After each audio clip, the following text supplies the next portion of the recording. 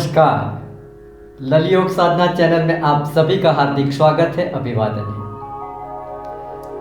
आमतौर पर 40 साल की उम्र के बाद दिखाई देने वाली एक बीमारी आजकल 20 से 25 साल की उम्र में दिखाई दे रही है। इस बीमारी का नाम है फ्रोजन शोल्डर, यानी कि कंधे की बीमारी। क्या है फ्रोजन शोल्डर? ये एक कंधे की बीमारी है जिसमें हमारा कंधा अकड़ जाता है, जकड़ जाता है, कंधा जाम हो जाता है। इसकी वजह से हम कंधे को उठा नहीं पाते, हाथ को उठा नहीं पाते, बहुत सारा असह्य दर्द होता है। हम डेली रूटीन के काम नहीं कर पाते, हम खा नहीं पाते, हम पी नहीं पाते, हम लिख नहीं पाते, हम सो नहीं पाते, क्योंकि कंधे में बहुत असह्य दर्द होता है। वैसे तो बहुत सारे कारणों हैं ये कंधे की बीमारी आने का, फ्रोजन शोल्डर आने का, लेकिन वाजिब तौर पे दो मुख्य कारण हैं। एक तो है रोग से ये कंधे की बीमारी आती है, जिसमें भी दो रोग मुख्य है। एक तो है डायबिटीज़ और दूसरा है थायराइड। अगर आपको डायबिटीज़ है या थायराइड है तो ये फ्रोजन शोल्डर आने की संभावना बढ़ जाती है। और दूसरा कारण है चोट लगने की वजह से। कई बार हमें कंधे में चोट लगती है, इसकी वजह से सूजन आ जाती है और सूजन आने से हमारा कंधा अकड़ जाता है, जाम हो जाता है। कई बार हम शरीर में कोई सर्जरी करवाई है या ऑपरेशन करवाया है तो भी ये बीमारी, कंधे की बीमारी आने की संभावना रहती है। हमारे रक्त में एसिड बढ़ जाता है तब भी ये बीमारी आने की संभावना बढ़ जाती है, यानी कि रक्त की एसिडिटी वालों को भी ये फ्रोजन शोल्डर आने की संभावना बढ़ जाती है। डाइजेशन सिस्टम की अगर कोई प्रॉब्लम्स है तब भी ये कंधे की बीमारी आने की संभावना बढ़ती है। तो आइए ये वीडियो में हम जानेंगे कि ये फ्रोजन शोल्डर से हम छुटकारा कैसे पाए, हम कैसे इसमें राहत ले सकें। तो आज मैं आपको इस वीडियो में दो ऐसी एक्सरसाइज बताऊंगा जिसको आपको बहुत सारी राहत मिलेगी फ्रोजन शोल्डर में, और 4 आसन ऐसे बताऊंगा जिसे करके आप बहुत सारी राहत तो पा ही लोगे, लेकिन आप उसको मिटा भी दोगे। इसलिए आपको फ्रोजन शोल्डर को अगर मिटाना है जड़मूल से तो आप ये 2 एक्सरसाइज और ये 4 आसन हर रोज अवश्य करें। तो आइए चलते हैं, वीडियो को आगे बढ़ाते हैं हम एक्सरसाइज के रूप में। तो सबसे पहले मैं आपको एक एक्सरसाइज बताऊंगा जिसका नाम है स्लिप हैंड। इसके लिए आपको कैट पोज में आना पड़ेगा। ऐसे आप अच्छी तरह से देख लीजिए, कैट पोज में ऐसे घुटनों के बल ऐसे बैठना है, आगे पंजे भी रखना है, हाथ का पंजा आगे रखना है और पीछे पंजे ऐसे रखना है, एड़ी ऊपर रहेगी। ऐसे बैठ के हमें ये एक्सरसाइज करना है जिसका नाम है स्लिप हैंड। मैं आपको एक बात बता दूं, ये स्लिप हैंड एक्सरसाइज करने के लिए आपको हैंड ग्लोव्स पहने तो अच्छा रहेगा। हैंड ग्लोव्स आप पहन ले, बाजार में मिलता है प्लास्टिक वाला। अगर प्लास्टिक वाला हैंड ग्लोव्स आपके पास नहीं है तो आप प्लास्टिक की थैली भी यूज़ कर सकते हैं। जैसे अभी मैं आपको बता दूं, ऐसी प्लास्टिक की थैली ले लें, इसमें आप हाथ को डाल दें, इस तरह हाथ को डाल दीजिए और आप ये कैट पोज में आ जाइए इस तरह। अब करना क्या है इसमें, तो जिस कंधे में आपको ये बीमारी है, जिस कंधे में फ्रोजन शोल्डर है, इसी कंधे वाले हाथ को हमें एक्सरसाइज के रूप में लेना है। अगर मेरा हाथ बायां हाथ है तो बाएं हाथ में मेरे फ्रोजन शोल्डर है तो मुझे क्या करना है, दाएं हाथ से ही मुझे एक्सरसाइज करनी है। तो ऐसे प्लास्टिक में हाथ डाल दीजिए, ऐसे कैट पोज में आ जाए और धीरे धीरे हाथ को आगे की ओर सरकाइए। इससे आपकी बॉडी भी आगे की ओर जाएगी। धीरे धीरे आपकी जितनी पोजीशन, आप जितना ले जा सके हाथ को इतना ले जाइए। अगर आपको दर्द हो रहा है तो वहाँ रुक जाइए। फिर एक बार ऐसे आप 8 से 10 बार आगे हाथ धीरे धीरे ले जाइए और धीरे धीरे वापस आइए। आगे ले जाते वक्त आपको एक ध्यान रखना है कि आपको कोहनी से मुड़ना नहीं है हाथ को, ठीक है ना।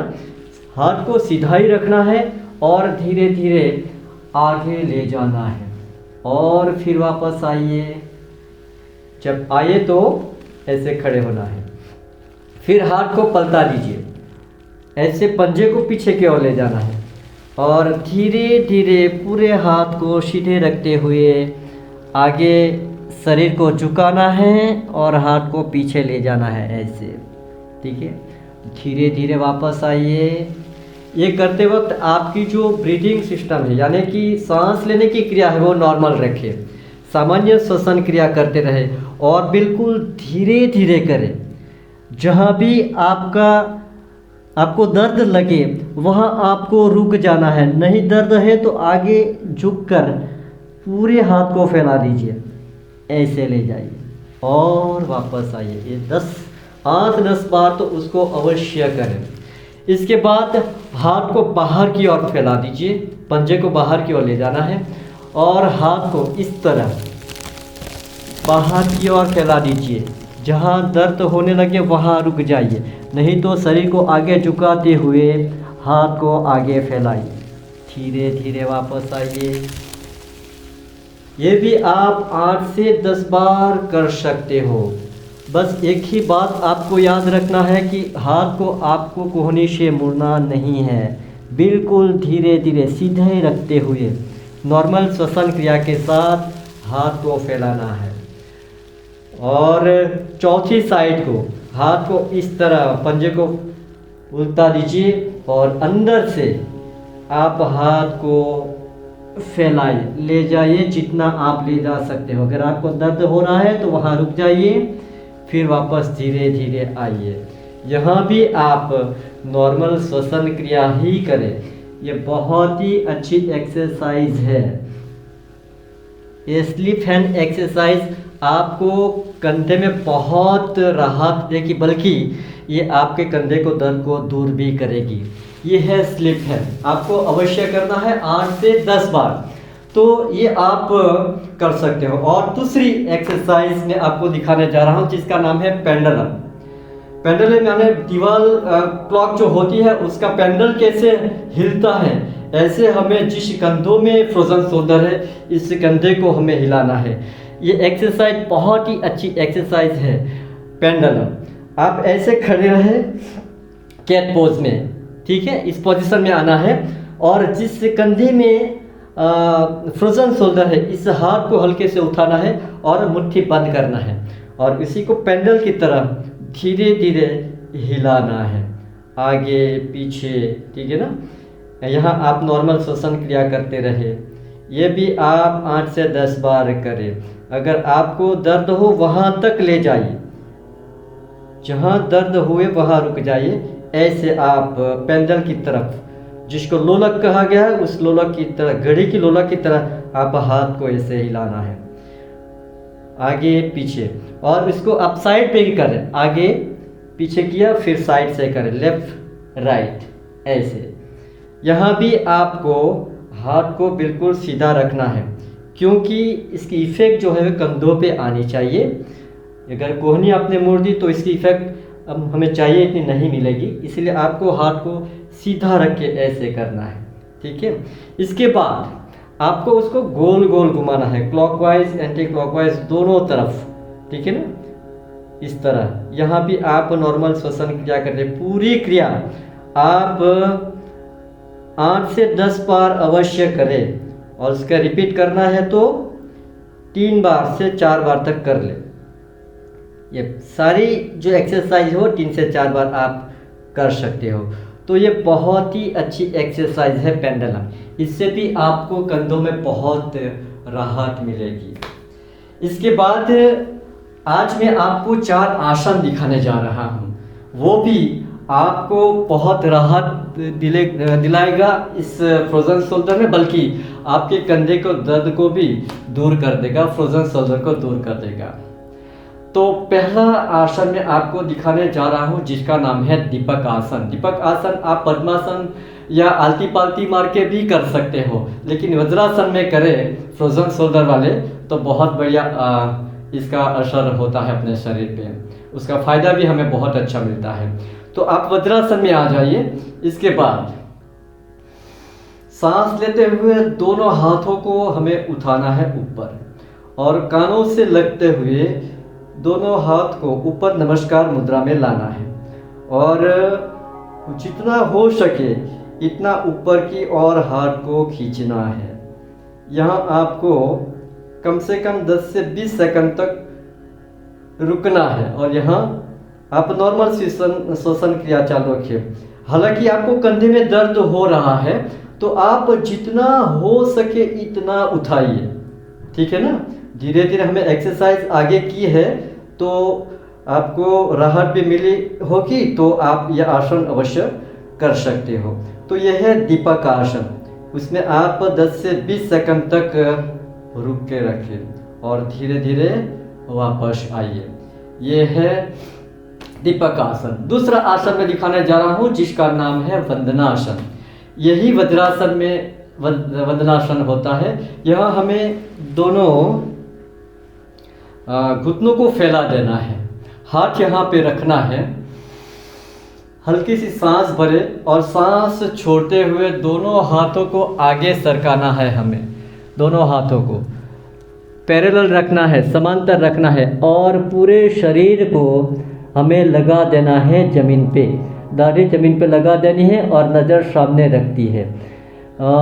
वैसे फ्रोजन शोल्डर है तो ये आसन करने में थोड़ी तकलीफ रहेगी, लेकिन जितना हो सके इतना आप हाथ आगे रखकर झुके। अगर आपकी पोजीशन अच्छी बन रही है पूर्ण स्थिति की तो इसमें 10 से 12 सेकंड तक अवश्य रहे। इसके बाद आप हाथों को सहारा लेते हुए धीरे धीरे उठ जाइए।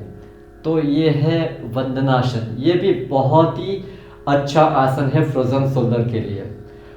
तीसरा आसन मैं दिखाने जा रहा हूँ जिसका नाम है हस्त प्रसूतासन। हाथ को फैलाना, हस्त माने हाथ, प्रसूत यानी फैलाना। तो यही पोजीशन से हमें हस्त प्रसूतासन करना है। तो कैसे करें? वैसे हमने जो किया है वंदनासन, यही स्थिति में हमें हाथ को लाना है, थोड़ा आगे ले जाइए और फिर हाथ को पंजे को बाहर की ओर खोल दीजिए और धीरे धीरे जैसे हमने वंदनासन में आगे हाथ फैलाया था, ये हस्त प्रसूतासन में हमें बाएं दाएं बाजू पे हाथ को फैलाना है। जितना हो सके इतने हाथ को फैला दीजिए और अपने दाढ़ी को लगाइए ज़मीन पे, सामने की ओर नज़र रखें, नॉर्मल श्वसन क्रिया रखें। इस स्थिति में आपको रहना है 10 से 20 सेकंड तक। इससे ज़्यादा भी आप रह सकते हो अगर आपकी क्षमता ज़्यादा है। फ्रोजन शोल्डर वालों को तो ये दर्द होगा, तो ये जहाँ दर्द होता है वहाँ आप रुक जाइए, लेकिन आप इस आसन को अवश्य करें और धीरे धीरे हाथों के सहारे आप बैठ जाइए। फिर से एक बार वज्रासन में आ जाइए। तो ये हो गया हस्त प्रसूतासन। इसके बाद चौथा आसन में आपको दिखाने जा रहा हूँ जिसका नाम है अधोमुख साहमृगासन। अधोमुख साहमृगासन, इसके लिए आपको वज्रासन में आना है, लेकिन पंजों पे खड़े होना है और एड़ी पे बैठक लेना है। ये पोजीशन आएगी। इसके बाद आपको यहाँ पीछे इंटरलॉक करना है हाथों को, उंगलियों को ऐसे फंसा देना है। ऐसे लॉक कर दिया, हाथ को सीधा रखिए। फिर एक लंबी गहरी सांस भरे और धीरे धीरे सांस को छोड़ते हुए कमर को सीधी रखते हुए आगे झुकना है। अगर आपको कंधे में दर्द हो रहा है तो जितना हो सके इतना झुके। फिर दाढ़ी लगा दे जमीन पे और कंधों में दर्द है वहां तक हाथ को ऐसे आगे ऊपर उठाए, जितना हो सके उठाते जाए। जहाँ दर्द शुरू हुआ वहाँ रुक जाइए और नॉर्मल श्वसन क्रिया में पूर्ण स्थिति में रहे 10 से 20 सेकंड तक। ये है अधोमुखी शाह मृगासन। ये आसन से भी फ्रोजन शोल्डर में बहुत राहत मिलती है, बल्कि ये फ्रोजन शोल्डर दूर हो जाएगा। यानी हम फ्रोजन शोल्डर से ये 2 एक्सरसाइज और 4 आसन से छुटकारा पा सकते हो। अब प्राणायाम की ओर आगे बढ़े तो प्राणायाम हमें इसमें 2 मुख्य प्राणायाम हमें करने होंगे। वो है सूर्यभेदी प्राणायाम और अनुलोम विलोम प्राणायाम।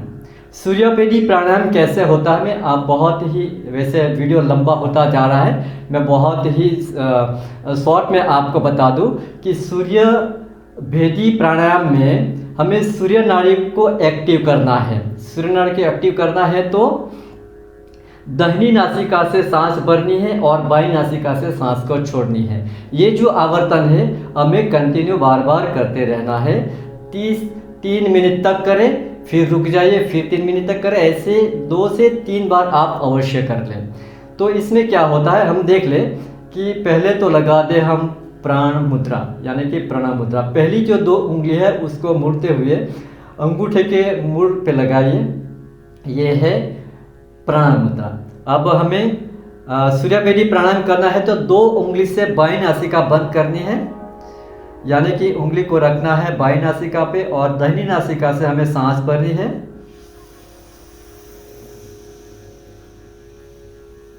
यानी पूरक करनी है। पूरा पूरक हो गया तो अंगूठे से बंद करते हुए उंगली उठा लेनी है और बाईं नासिका से सांस को छोड़नी है।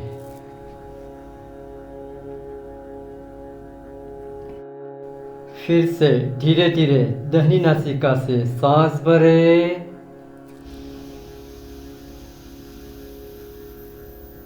अंगूठे से दाहिनी नासिका बंद कर ले, बाईं नासिका से सांस छोड़े। यही क्रिया हमें बार बार करनी है। दाहिनी से सांस लेनी है, बाईं से सांस को छोड़नी है। दाहिनी से पूरक करना है और दाहिनी से रेचक करना है। यही साइकिल को हमें बार बार करते रहे तो ये हो जाती है सूर्यभेदन प्राणायाम। इससे हमारी सूर्य नाड़ी एक्टिव होती है और जिस कंधे में दर्द होता है, फ्रोजन शोल्डर है, वहाँ हमें बहुत राहत मिलती है। और दूसरा प्राणायाम है अनुलोम विलोम प्राणायाम। ये जिसको नाड़ी शोधन प्राणायाम भी कहा गया है, जो कि जहाँ हमारा कंधा जाम हुआ है वहाँ नाड़ी भी ब्लॉक हुई है, जाम हुई है, वहाँ रक्त का संचार अच्छी तरह से चलाने के लिए हमें अनुलोम विलोम प्राणायाम करना चाहिए। तो अनुलोम विलोम प्राणायाम कैसे होती है वो भी आप देख लीजिए। वैसे मैंने एक वीडियो बना के रखी है, मैं डिस्क्रिप्शन में उसकी लिंक डाल दूँगा या लास्ट सीन में भी मैं डाल दूँगा। आप वहाँ क्लिक करके भी ये अनुलोम विलोम प्राणायाम का वीडियो आप देख सकते हो और सीख सकते हो। तो यहाँ मैं आपको दिखा देता हूँ कि प्रणव मुद्रा में हमें दाहिनी नासिका बंद करनी है और बाईं नासिका से सांस भरनी है। पूरा पूरक कर लिया, फिर बाईं नासिका बंद कर ले। दोनों उंगलियों से दाहिनी नासिका से अंगूठा उठा लेना है और वहां से सांस को छोड़नी है।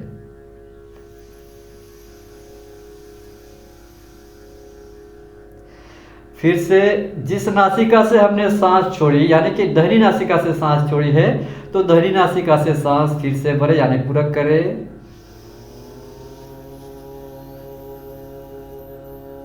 पूरा पूरक हो गया, फिर दाहिनी नासिका अंगूठा से बंद करे, अंगुली उठा ले और बाईं नासिका से सांस छोड़े। ये एक साइकिल पूरी हुई। ऐसे बार बार करें। शुरुआत बाईं नासिका से सांस भरे, दाहिनी नासिका से सांस को छोड़े, फिर से दाहिनी नासिका से सांस भरे, बाईं नासिका से छोड़े। मतलब यहाँ हमें एक ही बात याद रखनी है कि जिस नासिका से हमने सांस छोड़ी थी उसी नासिका से हमें सांस लेनी है, यानी कि पूरक करना है, और दूसरी नासिका से हमें रेचक करना है।